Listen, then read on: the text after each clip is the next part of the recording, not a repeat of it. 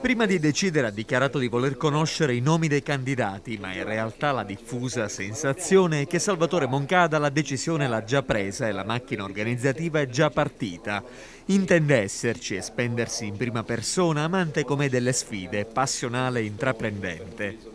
L'imprenditore agrigentino è desideroso di contribuire e incidere per lo sviluppo della sua Agrigento, critico nei confronti di una classe politica improduttiva, avvolta e stritolata da una burocrazia lenta e farraginosa. Moncada però, almeno per il momento, frena e ribadisce. Noi vorremmo continuare a fare impresa e crescere sempre di più come impresa. Però voglio dire, la politica sia di destra, di sinistra, di centro, di estrema destra, si deve sforzare di mettere in campo un candidato che possa, come dire,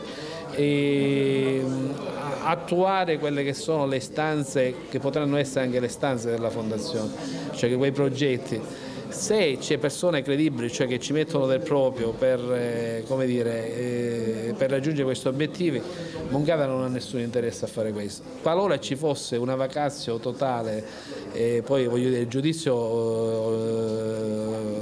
una vacatio totale su elementi rappresentativi della società che vanno a fare questo tipo di discorso, ovviamente voglio dire, potremmo anche pensare a un passo di questo genere. La Fondazione Agire Insieme, che domani mattina vivrà il suo battesimo ufficiale alle 10:30 al Cineastora di Agrigento, è considerata da Moncada lo strumento per coinvolgere la base, giovani, studenti e le forze sociali e produttive per proporre iniziative progettuali utili a migliorare la qualità della vita ad Agrigento.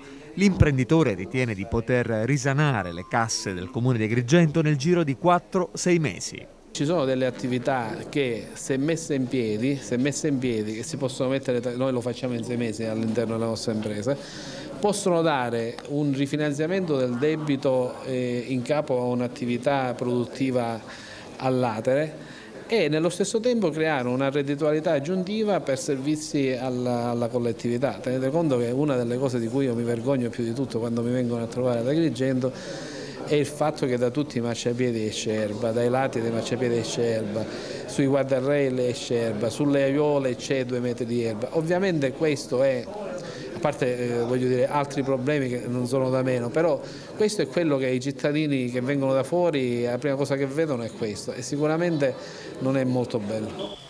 Quella della prossima primavera ad Agrigento sarà una competizione elettorale con numerosi candidati sindaco.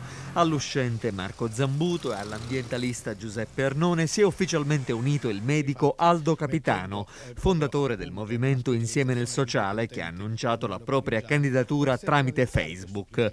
Sembrerebbe orientato ad esprimere un proprio candidato sindaco anche il Partito di Italia dei Valori, che potrebbe proporre il funzionario dell'Agenzia delle Entrate Giampiero Carta.